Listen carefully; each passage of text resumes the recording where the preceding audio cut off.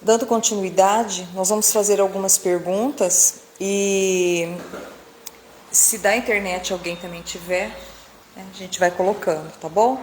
A gente tem 30 minutos para encerrar, então vamos colocar perguntas realmente referentes ao que o Edson passou para nós, tá bom?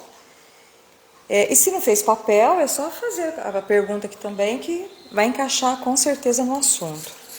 A primeira questão, professor, é correto entender que sobre doenças hereditárias eu posso nascer com a predisposição genética que irá ou não se desenvolver de acordo com a minha conduta, minhas escolhas?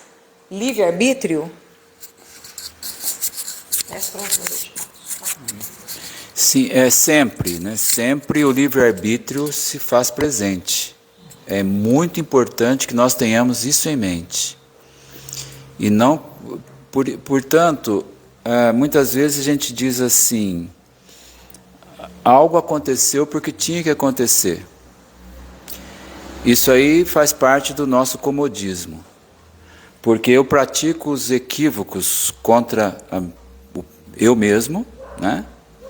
E depois eu atribuo a responsabilidade a outrem. É muito fácil fazer assim. Eu sempre dou um exemplo bem que eu acho didático, né? Então, por exemplo, nós terminamos aqui, aí o Edson sai, eu tenho que fazer uma viagem, só que o Menato e a Elaine passam num determinado bar por aí e veem o Edson ingerindo bebida alcoólica. Daí eles param, como são meus amigos e irmãos. Edson, você você não sairia de viagem agora? Não, sairei. Só estou aqui matando a minha sede. E daqui a pouco eu viajarei. Não, mas você não pode. Você está ingerindo bebida alcoólica, não pode dirigir após ter ingerido bebida alcoólica. Elaine, Menato, se tiver que acontecer, vai acontecer. Já está marcado. Não é cômodo. Aí o Edson não ouve os amigos e parte. Aí acontece um acidente. Ah, coitado. Chegou o momento dele.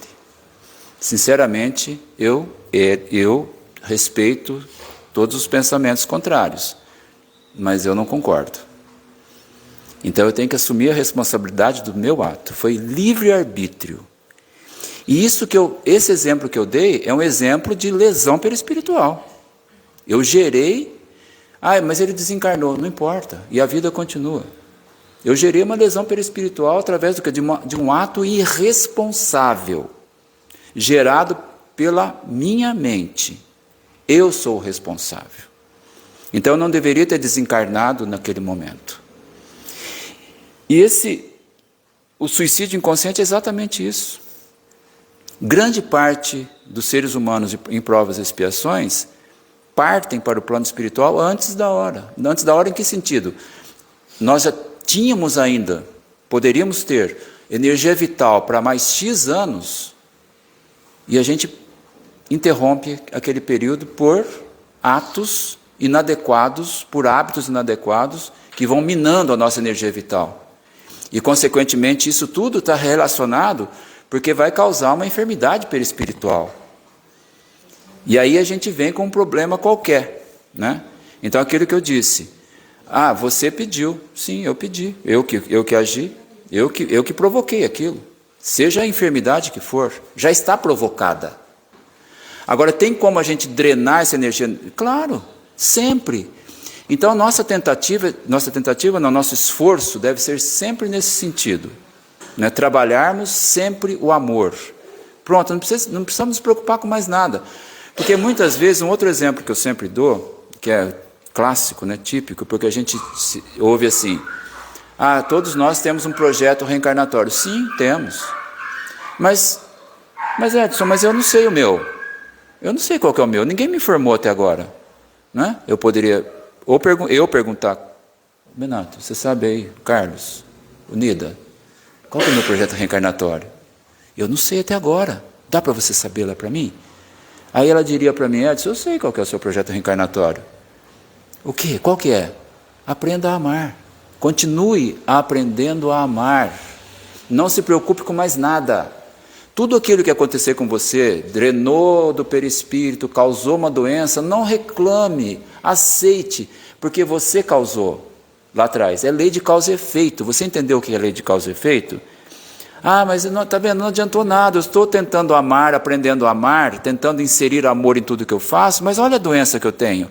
Não tem nada a ver uma coisa com a outra. Poderia ter sido muito pior, então você já está drenando, já está resolvendo os problemas para o futuro. É isso que a gente tem que pensar. Mais nada. Ah, será que eu serei castigado? Não será castigado. Tudo aquilo que acontecer conosco é porque nós já causamos. É lei de causa e efeito nesse sentido, não é castigo. Não é castigo. Absolutamente não é castigo. Então, quando nós assumirmos a responsabilidade das nossas existências, tudo muda na nossa vida. A gente vai reclamar menos, vai diminuir a reclamação de tudo que acontece, porque eu sei que se está acontecendo é porque eu causei. Eu tive a liberdade de fazer o que eu quis fazer, mas eu sabia que existia a lei de causa e efeito, então eu que assuma. Porque é muito fácil jogar para o próximo, né? E o próximo, para quem a gente joga é Deus. Não é porque Deus quis, não, Deus não quis.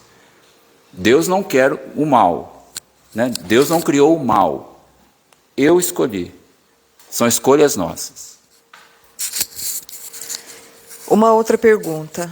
Mesmo trazendo de outras encarnações uma carga genética causada na atual doença que se manifesta em alguma fase da vida, acha que se deve esgotar todos os recursos da medicina para a cura?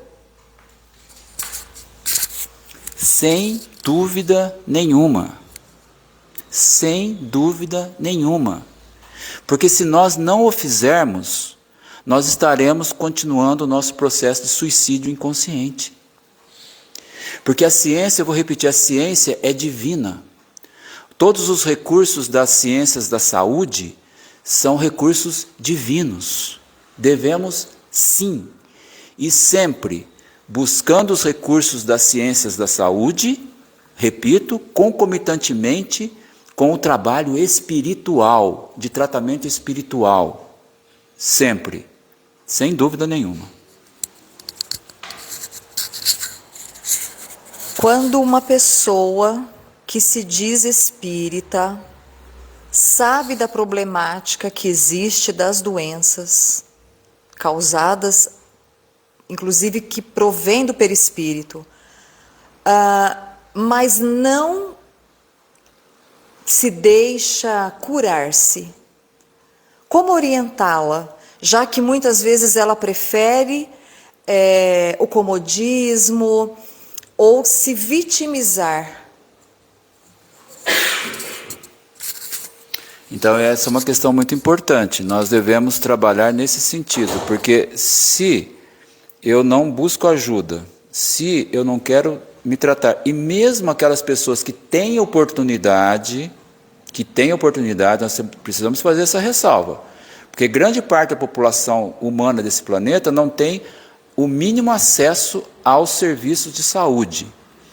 Então essas pessoas são vítimas de um sistema perverso, onde falta a caridade, onde falta o amor. A maior carência que existe no seio da humanidade é o amor. Então é diferente das pessoas que têm acesso, têm condições e não quer tratar-se. É um processo de suicídio inconsciente. Eu acho que tudo a gente precisa, nunca nós devemos apontar o dedo e criticar, mas ensinar. Esse é o caminho. Porque a partir do momento que a gente aprenda tudo isso, muda a nossa concepção de vida, né? Então explicar que a vida continua assim, porque, por exemplo, não, eu não quero mais, eu quero ir embora mais cedo. Não, nós não queremos ir embora mais cedo. Não devemos nem querer ir embora, nem querer ficar aqui. A gente deve ter uma trajetória de vida natural, cumprir a nossa missão espiritual. Cumprir nossa missão espiritual, não importa quando a gente vai partir, mas que esse momento da partida seja um momento natural, né? Ou por uma enfermidade, ou por encerramento das reservas de energia vital. Então tudo acontece de uma forma natural. Agora, se eu não, repetindo, lanço mão, se eu não busco o tratamento ou a profilaxia das enfermidades com as ciências da saúde nossas aqui, eu me enquadro no suicídio inconsciente. E isso vai pesando, Elaine, cada vez mais o nosso karma. É isso que a gente tem que explicar para essa pessoa.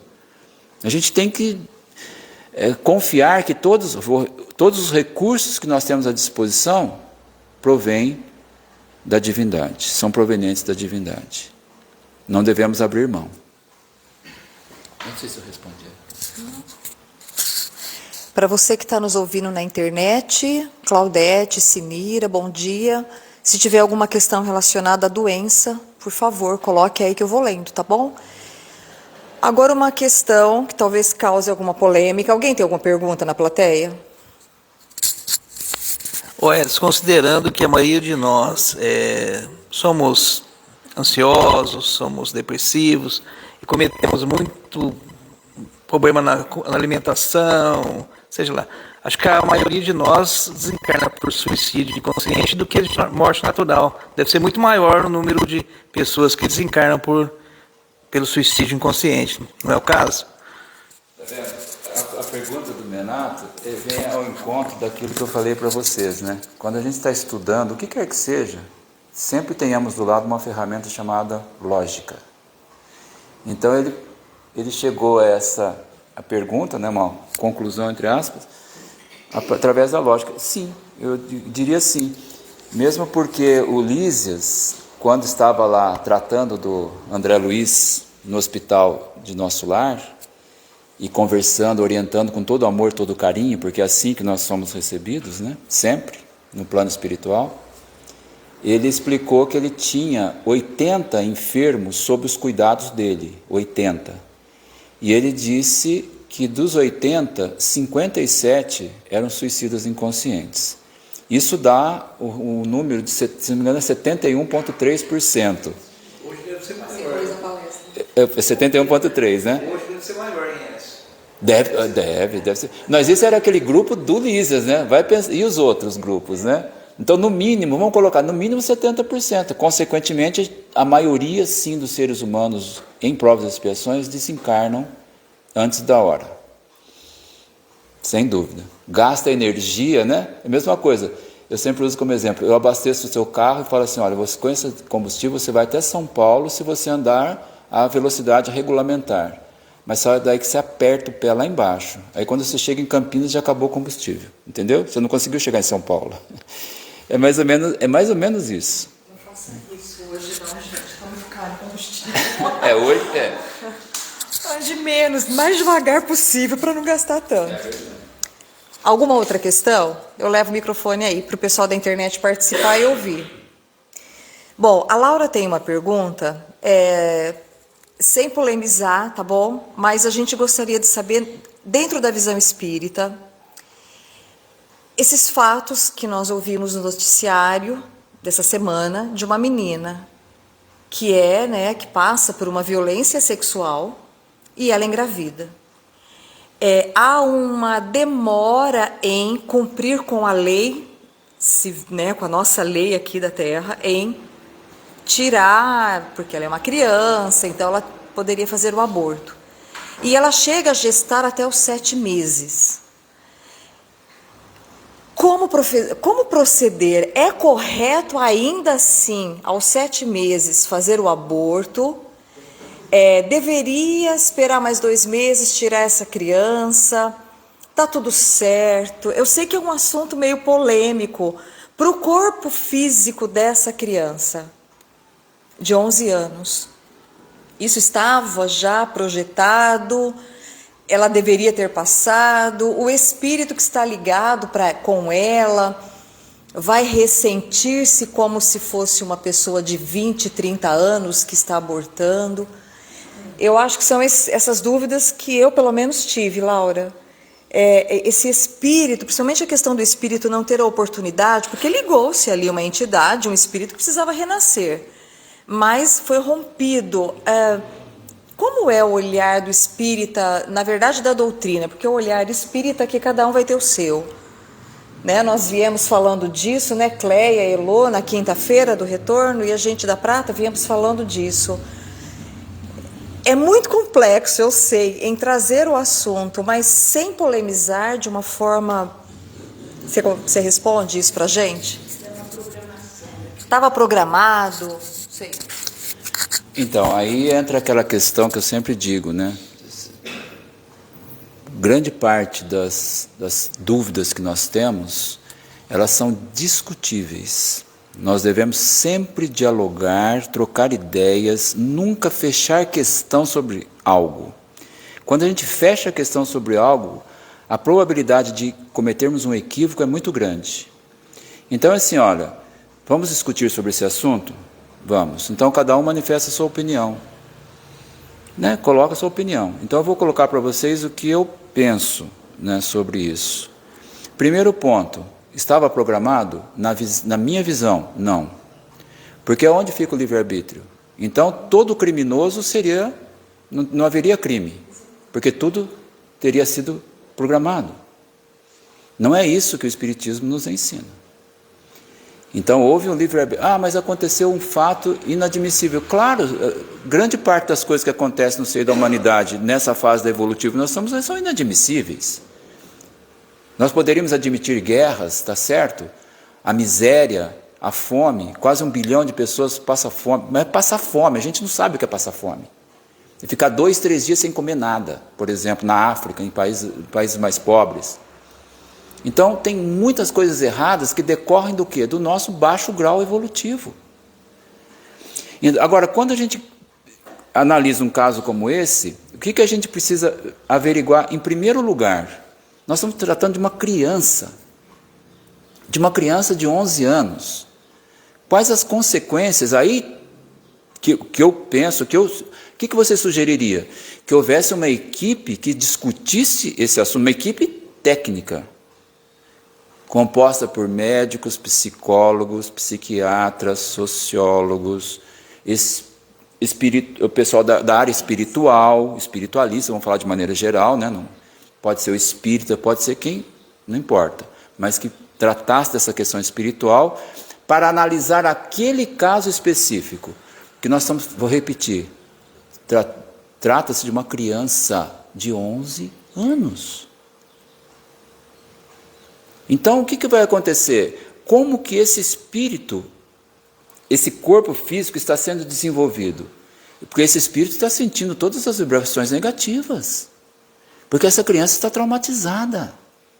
Certamente ela está traumatizada. Muito traumatizada. Não é pouco traumatizada. E ela está num ambiente onde as energias são muito negativas. Então esse espírito já está sofrendo. Já está sofrendo. Esse espírito reencarnante.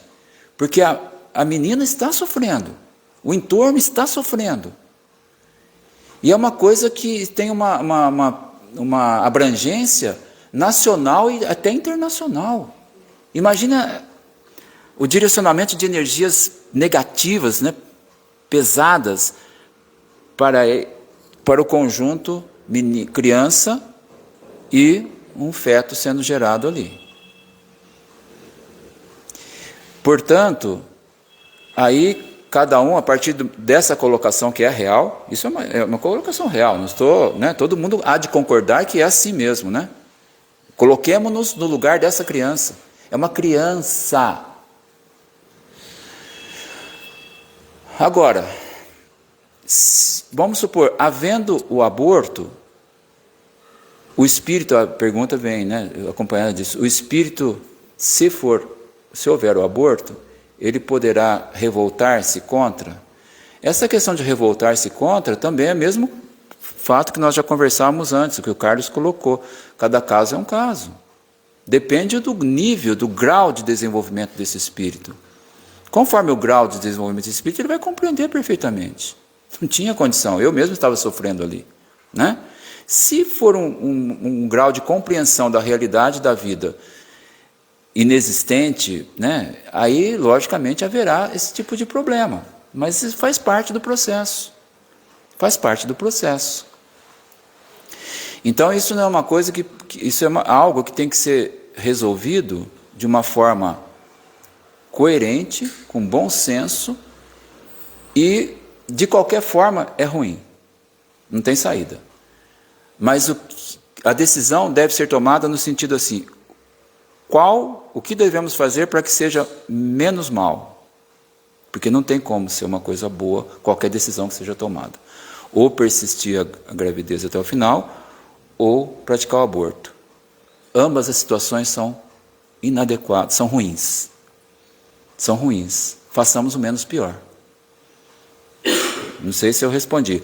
Eu acho que o caminho é esse. Agora, eu ressalto mais uma vez aquela questão, né?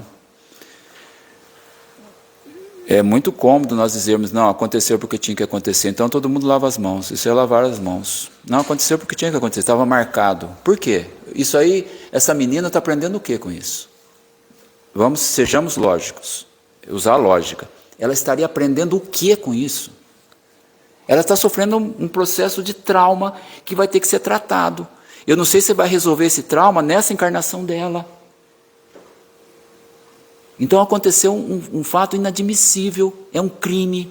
Isso não pode ser, Deus não permitiria, Deus não causaria isso, né? Que a gente fala, não, Deus que quis, está marcado. Não, não está não. Não está não.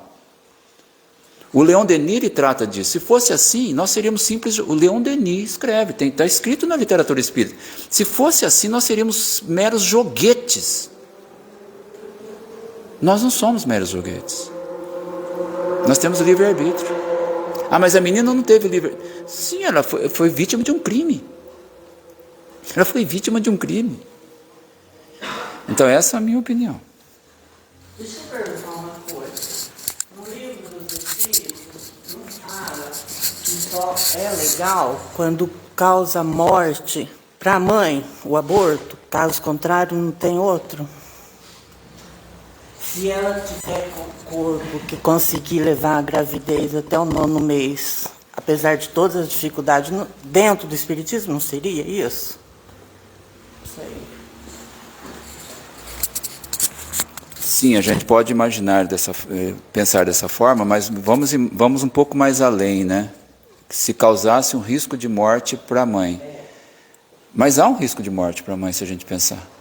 Porque uma criança de 11 anos, eu não vejo estrutura nem física, muito menos psicológica para enfrentar um negócio desse. Eu não estou dizendo que deva, né? Veja bem, eu não tenho subsídios para fazer esse julgamento agora. Eu acho que deve ou que não deve. Não. A gente coloca as coisas para que cada um de nós pense. Poderia ser enquadrados nesse quesito, porque a criança não tem nem... Porque uma pessoa adulta já poderia ter uma estrutura psicológica, mas não vou dizer que seja fácil, mas seria muito mais fácil do que uma criança, né? Um tratamento, logicamente, com acompanhamento psicológico, com todo o amparo, né? Tem que ter todo o amparo. Então ela leva a gestação até o final, mesmo que ela não queira a criança, tudo bem, ela doa a criança. A criança vai ser adotada por alguém. Isso. Agora uma criança de 11 anos. É difícil, mas aconteceu, né? Ainda dentro da questão, e para a gente encerrar o assunto nisso, o espírito ligado a essa menina pode ser um familiar, ou pode ter sido um espírito que estava passando, entre aspas, claro, e pela necessidade de reencarnar, aproveitou-se do momento. Como seria esse irmão, né, que está retornando, precisa retornar? Seria dessa forma mesmo? Ele teria que vir dessa forma? É isso? É isso que você quer saber? É aleatório? É um espírito aleatório, do nada? Ficou essa dúvida com a Eliana. Mais uma vez a gente reafirmar aquela questão, né? Cada caso é um caso, é difícil, quase praticamente impossível a gente afirmar é por isso, é por aquilo outro. Não dá. Agora, pela lógica, o que nós devemos pensar? Existe todo um processo natural, isso faz parte das leis da natureza, de concepção através da união de um organismo masculino e um feminino. Ponto. Então, se todo o processo fisiológico do aparelho reprodutivo estiver saudável, normal, Se houver essa união, vai acontecer uma concepção. Então, automaticamente, o espírito não tem como não ter um espírito ligado a esse processo. Não tem como, né? Não tem como. Que espírito estaria ligado? A gente não sabe. Mas, de qualquer forma, um espírito vai ser ligado. Mas ele está tendo a oportunidade. Mas se ele perder a oportunidade de reencarnar, mas a oportunidade está acontecendo toda hora. Está certo? O espírito seria conectado a esse corpinho que começa a desenvolver-se fruto daquela união. União normal ou criminosa, como é o caso que a gente está tratando, né? E se ele não tivesse a oportunidade, imediatamente ele pode reencarnar numa outra situação. Não é uma condição que, não, agora vai ter que esperar 100 anos para reencarnar de novo. Não. Os processos reprodutivos estão acontecendo diretamente, né? É a mesma coisa que a gente sempre fala, assim, um animalzinho de estimação que desencarnou. Então, causa uma comoção, né, na pessoa, óbvio, né? Mas fique tranquilo que daqui 70, 80, 90 dias já vai estar reencarnado aqui de novo, né? Porque quanto menor o grau de evolução, mais rapidamente reencarna. Todos os animais reencarnam, desencarnam e reencarnam como nós. Então, o processo em si, o mecanismo em si, é a sabedoria divina, né? A sabedoria maior. Então, perder a oportunidade aqui, vai ter a colar. Então, é por aí que a gente tem que refletir, né? A gente tem que refletir de uma forma um pouco mais, usando aquilo que o Kardec nos ensina, né? Mais dentro de um processo lógico, racional. É o mesmo assim, aconteceu um acidente, nossa, aquela pessoa desencarnou de uma forma inesperada, e agora o que vai acontecer com ela? Não, ela é recolhida, ela é atendida, ela é acolhida no hospital espiritual, daqui a pouco reencarna novamente, né? Nós perdemos um invólucro material, um instrumento pedagógico, e queiramos ou não, a gente vai reencarnar novamente. Por isso que a gente tem que compreender, quando a gente fala em desencarnação e morte do corpo físico, dessa forma. E se a gente fica muito preso naquela questão, a gente paralisa o processo, né? Dificulta o processo evolutivo, bloqueia o processo evolutivo espiritual. Não nos esqueçamos que a vida continua sempre. Não existe morte. Existe morte, sim, do corpo físico. Biologicamente ele morre. Não nós. Não nós.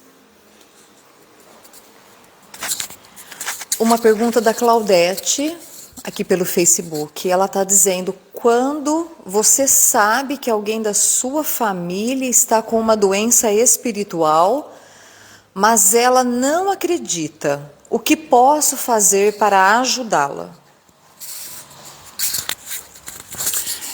Qual o nome? Quem é? Claudete. O Claudete. Isso acontece certamente com todos nós, né? Acho que todos nós temos pelo menos uma experiência dessas, né? Então, o que nos cabe? Orar. E essa oração é no sentido da pessoa gradativamente, mesmo que nós não consigamos nessa encarnação, mas que a pessoa vá abrindo a sua mente no sentido de tentar compreender o que é a vida. Porque todos nós estamos nessa fase. Mas nós já temos o começo, né? Foi dada a largada para a gente trabalhar esse processo. Então, orarmos por ela, levarmos o nome dela para uma casa espírita, sempre pensarmos nela, um tratamento espiritual, né? Que nós possamos irradiar energia para ela nesse sentido, sempre no sentido de gradativamente nós abrirmos a nossa mente. Esse é o único caminho, porque nós não temos como forçar uma situação, não tem. Não tem, aquela história é livre-arbítrio, mas nós temos sim como ajudar nesse sentido, né? Mas e quando a pessoa ela fala assim, mas eu não acredito, não aceita. Aí a gente ouve até do pessoal do meio assim, mas está criando um bloqueio. Esse bloqueio não pode ser quebrado, claro, pela espiritualidade, que é muito acima da nossa concepção, ainda muito pequena? Não, a espiritualidade ela não vai quebrar isso, sim, entendi. Ela não vai quebrar imediatamente, né? Mas de forma lenta e gradativa, inclusive as nossas orações vão fazer isso, sem dúvida. Não esperemos que num tempo curto, não nos preocupemos com o tempo, isso não importa. Importa que nós façamos aquilo que podemos fazer em prol desses nossos irmãos que são difíceis, né, de se convencerem com relação a isso. A espiritualidade ajuda, sim. Um exemplo bem clássico é do próprio André Luiz, né? O André Luiz, 8 anos no umbral. A mãe dele hoje está numa esfera muito acima de nosso lar, onde ele foi, para onde ele foi. O que ela fazia ao longo de todo o tempo? Orava por ele, né? Mas só que ninguém resolveu o problema dele, essa situação dele, enquanto ele não despertou. Mas o fato de a gente orar ajuda ao despertar. Sabe aquele velho ditado, água mole em pedra dura, tanto bate até que fura? É por aí, né? Não desistamos jamais. Não, eu desisto dessa situação. Um irmão nosso, irmã, com um vício grave. Não tem remédio, não tem jeito, eu desisto. Não. O processo de cura, ele pode começar agora. Ele pode começar agora. Estender-se para outra encarnação. Ir para a próxima. Eu vou dar um exemplo de um irmão nosso, é importante isso, que é um exemplo prático. De um irmão nosso, espírita, trabalhador espírita, palestrante e médium. Então ele contou numa palestra que sempre que chegavam ao centro, lá vivia um jovem, uma pessoa relativamente jovem, alcoolizada, né, alcoólatra. E aí um dia ele foi resolver, eu vou tentar ajudar esse irmão, mendigo, abandonado na rua. E começou, né, conversar com ele, levar para dentro do centro, roupa limpa, tomar banho, alimentar-se, levou ao médico, etc, toda essa ajuda. Aí ele melhorava, passava um mês, estava lá, deitado na sarjeta de novo, alcoolizado. E assim foi por um longo tempo, resumindo a história. Chegou um momento que ele cansou-se. Ele falou, me cansei. Falei, vou desistir, que não adianta. Não melhora, por mais que façamos. Desistiu. Aí um dia, numa reunião mediúnica, um mentor chegou e comentou, né? Eu falei, então, meu irmão, você desistiu do nosso irmãozinho? Nós desistimos, porque o senhor deve ter acompanhado, não tem jeito, não tem solução. Então, uma pergunta que eu te faço, ele é muito agressivo, ele bate nas pessoas, ameaça ou coisa parecida, faz mal para alguém? Não, absolutamente, é um coitado. Não levanta a mão para ninguém, é um coitado. Falei, então, só para que vocês saibam, na encarnação passada, ele praticou crimes em função do vício. Então veja a evolução que ele já teve da encarnação anterior para agora. Até ele brincou, né? Falou, tive vontade de entrar embaixo da mesa e me esconder, mas não dá para esconder do espírito, né? Então melhor fiquei quietinho na cadeira e tudo bem, né? Então esse é um exemplo não desistamos jamais, porque todos nós enfermos, a enfermidade ela pode demorar para ser curada, mas não existe enfermidade crônica. Existe a enfermidade crônica sob a ótica material, né? Essa doença, por exemplo, não tem cura ainda, porque a ciência não descobriu. Mas, sob o ponto de vista espiritual, não existe enfermidade crônica. Então, se ele tem um vício, está enraizado, ele é um indivíduo que tem má vontade? Ele é um criminoso? Não, é um doente. É um doente. Então, nós precisamos tratar com amor, com carinho. Não desistir jamais. Jamais. Não se justifica esse tipo de colocação. Jamais. Porque o processo evolutivo ele é lento mesmo, é demorado. Nós não sabemos quantas encarnações vai demorar para que nós corrijamos um determinado problema nosso. E a vida continua, não nos esqueçamos disso. Bom, indo aqui, alguém aqui tem mais uma pergunta? Que tem uma ali da internet, da Dalva, mas vamos fazer aqui da Irene primeiro. Eu gostaria de saber sobre fatalidades. Teve uma palestra aqui e foi dito, por exemplo, num acidente. Eu acredito que tudo tem uma ligação, né? Então, a fatalidade, um bêbado, ele bebeu e bate no carro e causa a morte dessa pessoa. Seria a fatalidade. Mas a família, por exemplo, o filhinho dessa pessoa que morreu, a esposa, a mãe, eles já não estariam todos envolvidos nessa fatalidade? Ou essa fatalidade, esse crime, né, ocasionou isso, mudou toda a história? Essa história já vinha.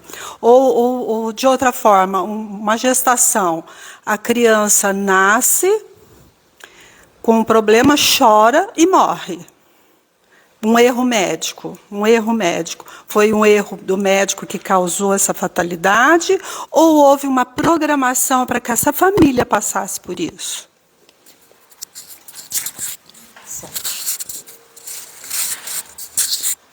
Essa questão é uma questão polêmica, né, que dá margem a muita discussão no bom sentido, né, muito diálogo, muita conversa. E o Espiritismo, eu repito o que eu já disse para alguns, é assim, é a ciência. E ciência está aberta à discussão. Então eu vou colocar o que eu penso. Quando eu coloco uma referência, eu digo, o Ricardo de Bernard escreveu isso, o Paulo César Frutuoso, o Leon Denis, o Allan Kardec, seja quem for. Mas nós temos o direito e o dever de também emitirmos as nossas opiniões. O Espiritismo permite isso. Então eu vejo isso, vem ao encontro de alguns pontos que já foram colocados hoje, né? Alguém dirigiu, conforme o exemplo que você deu, alcoolizado, causou um acidente e que teve como decorrência a desencarnação de várias pessoas, uma família inteira, seja lá o que for. A responsabilidade, na minha visão, é desse indivíduo que causou isso. Porque eu não vejo razão, isso não... Eu fiz uma revisão de literatura sobre isso. E eu tenho até uma palestra sobre esse assunto. A gente pode até oportunamente falar sobre isso. Que eu coloquei como título: livre-arbítrio e determinismo. Como que funciona isso? É livre-arbítrio ou é determinismo? O Leon Denis ele afirma categoricamente isso. Nós não somos joguetes na mão de ninguém. Como nós temos o livre-arbítrio, eu posso cometer erros e prejudicar, sim, outros. Óbvio, isso acontece todos os dias no planeta Terra. Mas, aí a pergunta viria a seguir. Sim, mas e essas pessoas que desencarnaram antes da hora, vítimas desse irresponsável, desse criminoso? Aí eu volto de uma forma resumida, né, porque senão eu teria que falar uma hora aqui sobre isso. Eu só digo assim, e a vida continua. Essas pessoas que desencarnaram, elas serão socorridas, atendidas, recebidas e preparadas para uma nova reencarnação, para que continuem aqui aquilo que elas já deveriam estar a fazer, não fosse a irresponsabilidade desse criminoso, né? Porque dirigir alcoolizado é crime. Você ingerir bebida alcoólica, aquilo que eu falei, é livre-arbítrio seu, desde que você não prejudique o outro. A partir do momento que eu prejudique o outro, eu sou um criminoso, isso aí ficará impresso no meu perispírito como um ato de desamor. De desamor. É lei de causa e efeito, ponto. Isso aí me causa uma enfermidade. Agora, as vítimas, entre aspas, porque é vítima material, né? Porque os espíritos voltam ao plano espiritual, são recebidos, repito, com muito amor, muito carinho, tratados, porque há um choque, sim, é uma coisa inesperada, há um choque, há um trauma, então eles serão tratados, espiritualmente falando, e preparados para uma volta ao processo de reencarnação. Essa é a minha visão, é aquela história que até eu comentei que o Menato colocou, uma questão de lógica baseado nos conceitos espíritas, também porque quando a gente coloca alguma coisa, a gente tem que ter a gente deve ter uma referência, né? Então eu tiro algumas conclusões, mas eu digo, baseado em conceitos espíritas.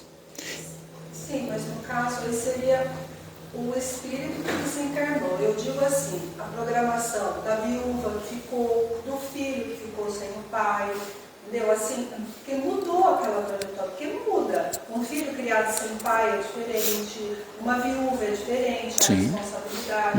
Então, mudou essa programação, né? É isso que eu digo. Então, era programado isso e teve um corte devido o livre-arbítrio. Até onde isso modifica esse planejamento? Sim.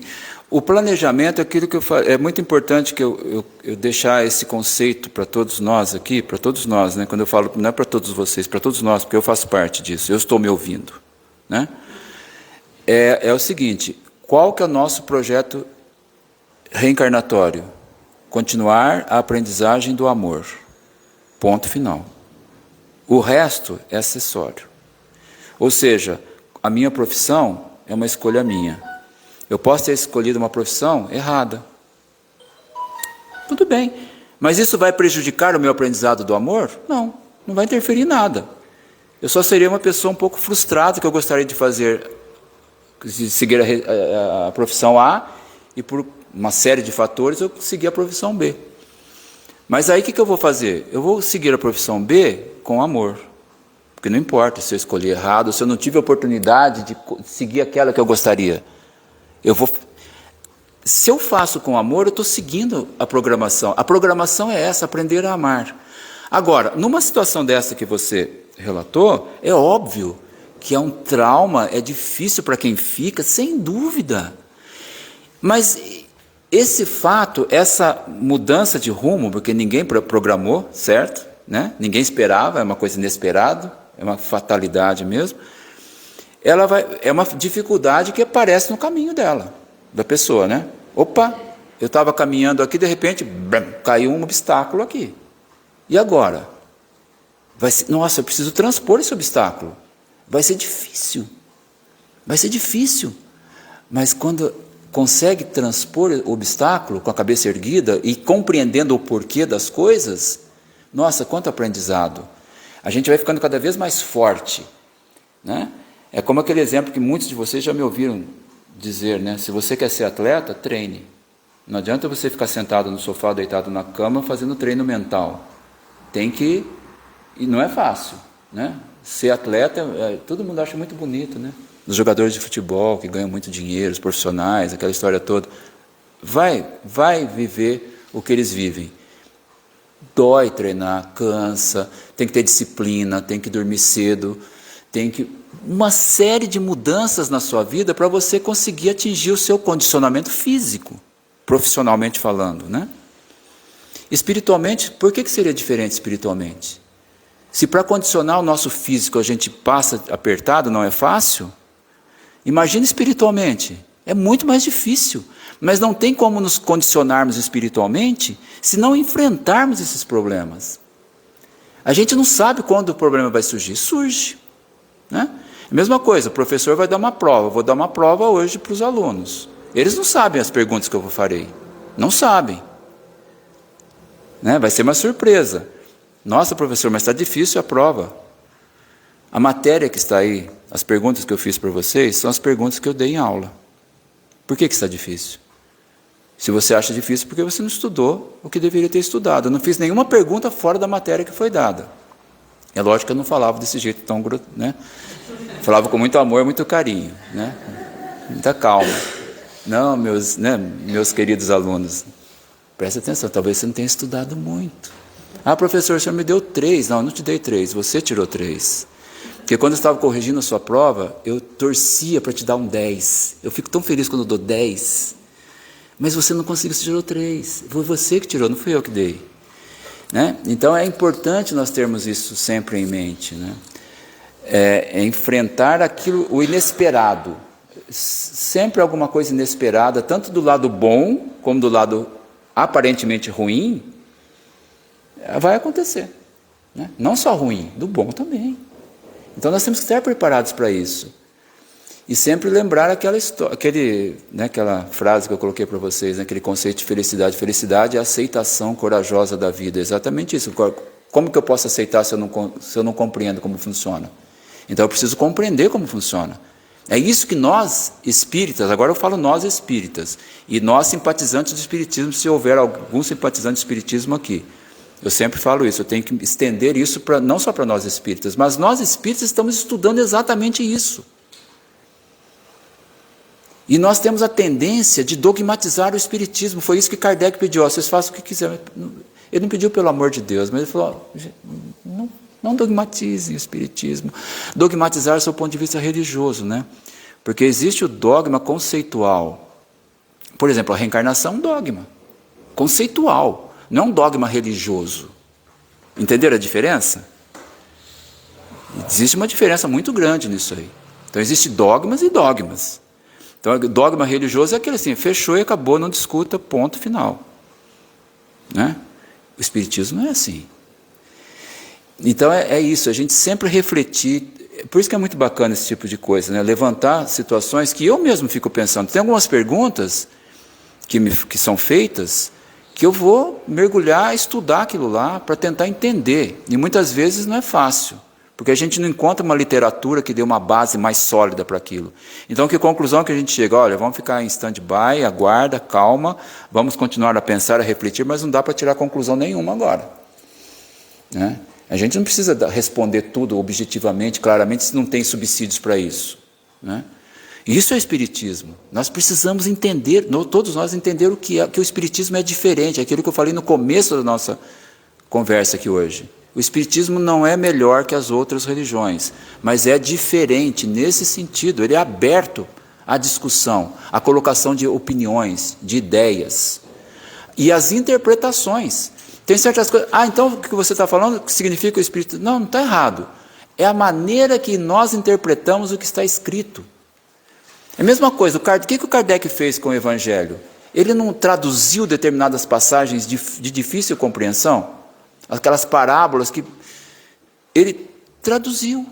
Então, determinadas pessoas leem o Evangelho e interpretam de uma forma, outras de outra forma. Não, ele falou, deixa eu facilitar isso aqui. É assim, ó.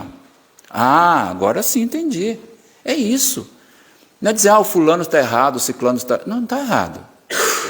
Como que nós interpretamos o que está escrito?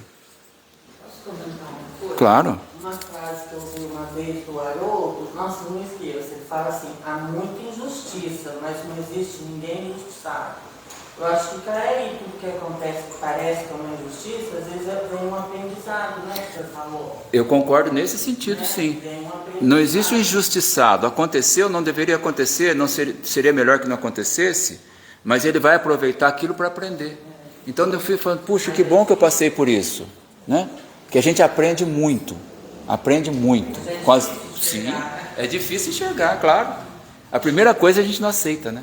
Tem dificuldade de aceitar. Bom, para encerrar, gente, a última pergunta que é da Dalva, e ela está falando o seguinte: as pessoas que são vítimas de violência e que procuram no suicídio um alívio para essa dor, qual a visão da doutrina nesse aspecto? Nossa última pergunta.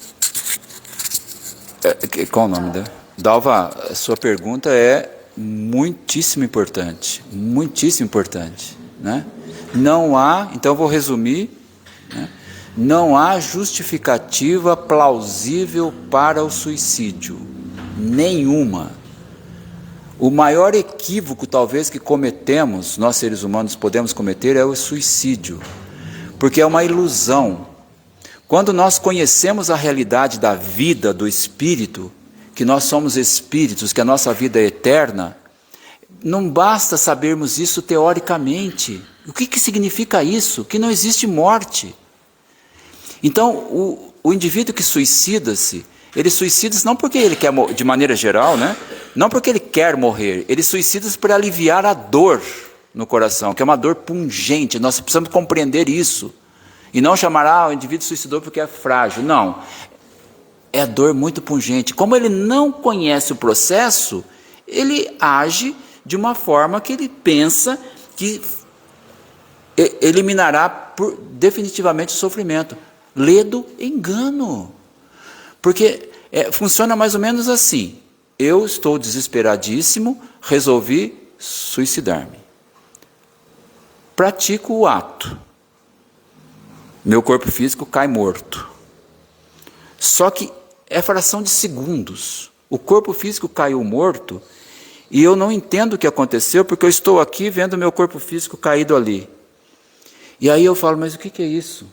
Aí eu olho para mim, mas eu estou aqui, mas eu estou ali? Mas aquele corpo que está ali está imóvel, morto, mas eu estou vivo. O que é isso? Como assim? A minha dor não passou. Está aumentando a minha dor. O que está acontecendo? O que é isso? Aí quando ele entende, a dor aumenta, o arrependimento bate. E ele poderia perguntar assim, ou vamos supor que naquele momento, não é bem assim, mas vamos supor que naquele momento o mentor espiritual chegasse, porque ele não tem condição, ele está traumatizado, chegasse e dissesse para ele, você tem alguma dúvida? O que aconteceu com você? Você está com algum... Não, mas o que aconteceu? Eu que te pergunto, o que aconteceu? Meu corpo está ali, mas eu estou aqui. Me matei porque eu queria aliviar a minha dor, acabar com a minha dor, e a dor continua aqui. Aí o mentor explica para ele, mas a morte não existe. Não é assim que se elimina a dor. Existem outras formas. Mas por que ninguém... Aí ele poderia perguntar, mas por que nunca alguém me ensinou isso? Se eu soubesse, eu não teria feito. Mas eu não sabia disso. Pensem bem. Existe todo um amparo, né, das áreas das ciências sociais, da saúde, da psicologia, etc. e tal, no sentido da gente diminuir a taxa de suicídios, que é altíssima, né? A cada 40 segundos um ser humano desencarna nesse planeta por suicídio. E cada um que consegue, segundo a Organização Mundial de Saúde, 20 tentam. Então, imaginemos, se a gente pudesse ensinar desde a criança o que é a vida, todos aqueles que aprendessem jamais pensariam em suicídio. Então, o suicídio é mais um equívoco que nós praticamos por ignorância espiritual, porque nós não fomos ensinados. Então, nós sequer pensaríamos. Diante da dor, nós tomaríamos outras medidas, porque saberíamos que o suicídio não vai resolver, só vai piorar a situação. Ninguém quer piorar a sua situação. Quem está com a dor quer aliviar a dor e não piorar a dor. Então esse é o papel da educação holística. Só a educação holística, a educação integral a resolver isso. Mas nós temos muito chão pela frente. Porque nós temos dificuldade de levar essas verdades, no caso, espirituais, além das paredes do centro espírita. Além das paredes dos lares espíritas, infelizmente. Por isso que eu sempre digo, independentemente da religião que cada um tenha, sem necessidade de ser espírita, todos deveriam estudar os conceitos espíritas. Isso aceleraria muito o processo evolutivo da humanidade, espiritualmente falando. Então, divulguem isso. Dalva, divulgue isso. Divulgue isso, não importa a religião. Aprenda o que é a vida, aprendam. Ensine isso. Leve isso para as pessoas. Só para encerrar, vale a pena colocar o que eu vou colocar, uma questão prática que eu vivenciei. Há muitos anos, num centro lá em Botucatu, esse centro oferecia um curso de espiritismo para adultos. Aí chegou uma criança eu falei criança de 12 anos. Né? Criança de 12 anos é criança. E perguntou se ela poderia assistir. Perguntou lá no centro, eu posso assistir esse curso? Esse curso é para adulto. Mas eu gostaria. Tá bom, pode. Essa menina chegava com caderno, a única que ia com caderno. Os adultos não levavam caderno, ela levava. caderno, caneta, sentava-se na primeira cadeira, e ficava prestando atenção naquilo que o professor estava ensinando. E anotava, escrevia. E passou o tempo, ela ficou, não sei, 1 ano, 2 anos, 3 anos, não me lembro. E de repente ela sumiu. Passados muitos anos, há uns 3 anos, 4 anos atrás, ela procurou esse centro, que é o centro em que eu estou lá. E ela queria conversar comigo. Falei, nossa, quanto tempo? Onde você andou?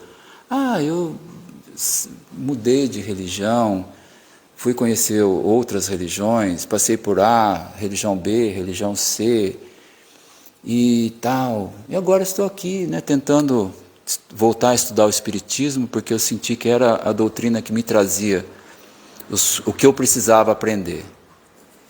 Mas eu queria te contar uma coisa. Conta. Eu tentei o suicídio. Eu pensei em suicídio.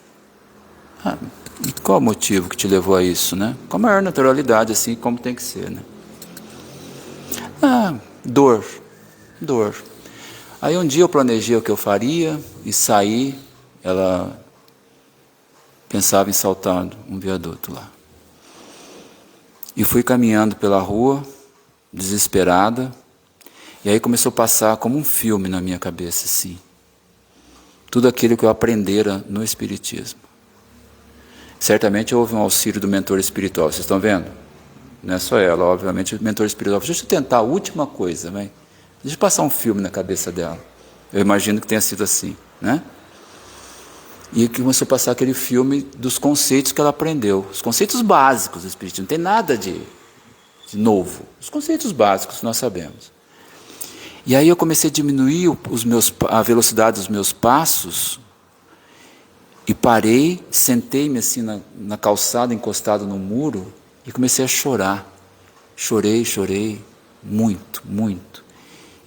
E perguntei para mim mesmo, o que eu vou fazer? O que é isso? Eu já aprendi que eu vou piorar a minha situação. Ela contando isso para mim.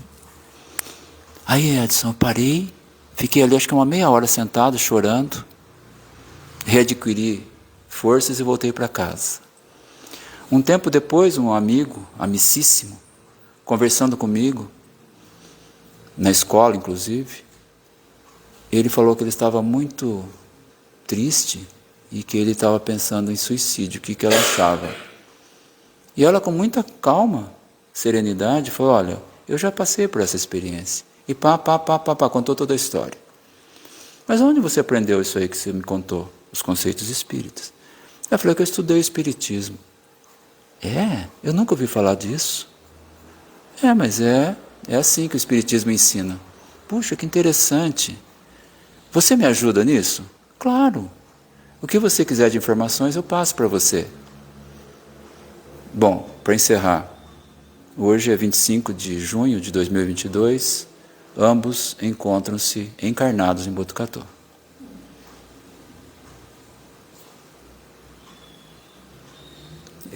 Eu gosto muito de colocar as coisas práticas, Porque de teoria é fácil a gente encher a cabeça. Agora, a gente sentir como que esses conceitos que nós aprendemos e que nós devemos ensinar à exaustão. Nós temos que colocar em mente, nós sabemos que grande parte dos centros pensam assim, que isso aqui, um ambiente como esse, é uma escola, da mesma forma que é um hospital.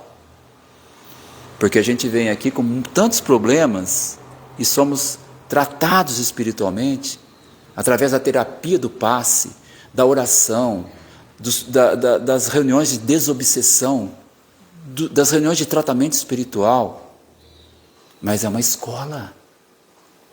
Não basta a gente vir aqui, chegar ao centro e buscar um milagre. Eu vou lá tomar um passe porque eu não estou bem. Aí passa, pois, você não tem ido mais ao centro? Não, já estou boa, não preciso mais, já estou bom, não preciso mais. Aí fica 3, 4 anos, não aparece. De repente acontece alguma coisa, volta para buscar a solução para o problema. Sendo que a solução para o problema, verdadeiramente falando, por tudo que nós colocamos hoje aqui, está em mim. A solução do meu problema está em mim. Agora, eu sou ajudado aqui, sim. Como nós somos ajudados pelos nossos superiores espirituais, pelo nosso mentor espiritual, pelos nossos amigos espirituais. Sim, claro que sim. Mas no sentido da orientação. Eles não vão fazer aquilo que nos cabe fazer por nós. Ninguém. Nem Jesus vai fazer. Porque não é assim que funcionam as leis naturais do universo. Agora, nós entendemos isso aqui como escola, é o que eu percebi, né? Nossa evangelizadora que ali estava, foi cumprir a sua missão, quando 2 crianças adentraram, que coisa mais linda, né? Ela pegou o material dela e foi cumprir a missão educacional. A única coisa que eu acho que é uma pena, não sei se vocês observam, que eu tenho observado, os pais, de maneira geral, não têm se preocupado muito com essas questões religiosas. Então eu tenho observado em Botucatu, não posso falar por outras cidades, que houve uma diminuição significativa, não em função da pandemia, porque a gente observava isso antes da pandemia. Um fluxo, diminuiu o fluxo de crianças à evangelização, de jovens na mocidade. Veja que Botucatu é uma cidade de 150 mil habitantes, que tem acho que 12 centros espíritas, não tem mocidade. Tem uma mocidade que nós temos uma associação, Associação de Educação e Cultura Espírita Gabriel Delany, que é uma associação que foi fundada, que eu fui presidente, nós participamos da fundação, hoje eu sou diretor cultural, com o objetivo de integrar as casas espíritas, né? De a gente, no sentido não só de integrar, mas de fazer ações educacionais conjuntamente. Então a gente tem uma comissão de assessoria pedagógica e psicológica que reúne, por exemplo, evangelizadores das várias casas, não só de Botucatu como da região, para discutir metodologias de evangelização e assim por diante. Tem a comissão de meio ambiente, a comissão científica, a comissão da mocidade. Aí nós criamos uma comissão da mocidade espírita para tentar, na associação, a gente montar uma mocidade espírita, porque as casas espíritas não tem jovem. E mesmo assim nós temos 5 jovens que se reúnem hoje à tarde. É preocupante isso. É muito preocupante. Como que nós vamos renovar os quadros espíritas, de tarefeiros espíritas, aquilo que eu já disse hoje, que nós precisamos de mais e mais e mais e mais trabalhadores espíritas. Como que nós vamos renovar se estão vindo poucas crianças e jovens para começar todo o processo de formação? Então isso nós precisamos elaborar juntos, pensar em estratégias para mudar essa realidade. Mas conversando com amigos, irmãos de outras doutrinas, eles têm sentido, lá mesmo um padre, nós conversamos com um padre, ele falou, a gente sente que houve uma diminuição também do fluxo na Igreja Católica. É claro que pelo número maior de fiéis, né?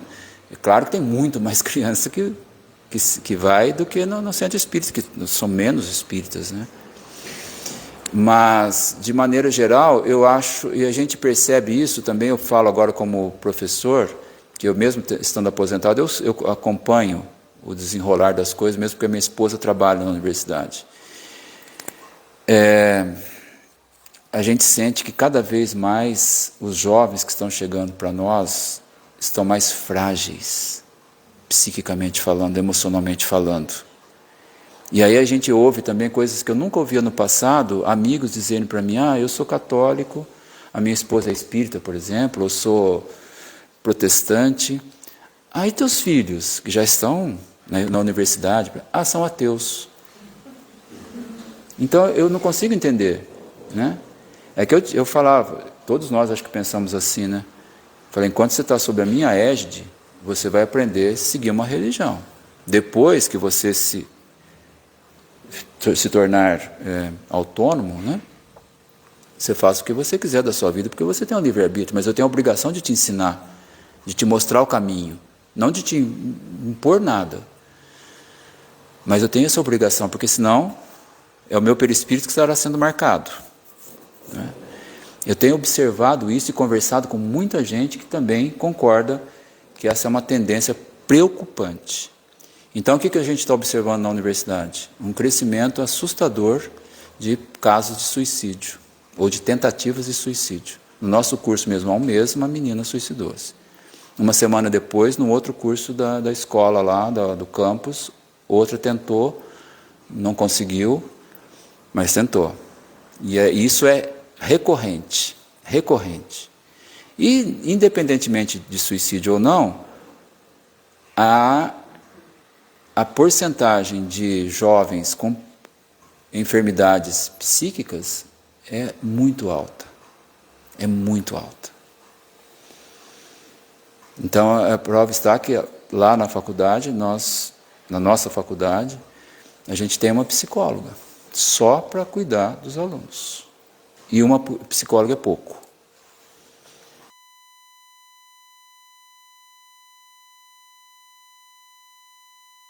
Desculpa estender, mas eu acho importante eu passar esses fatos reais para vocês, para a nossa reflexão.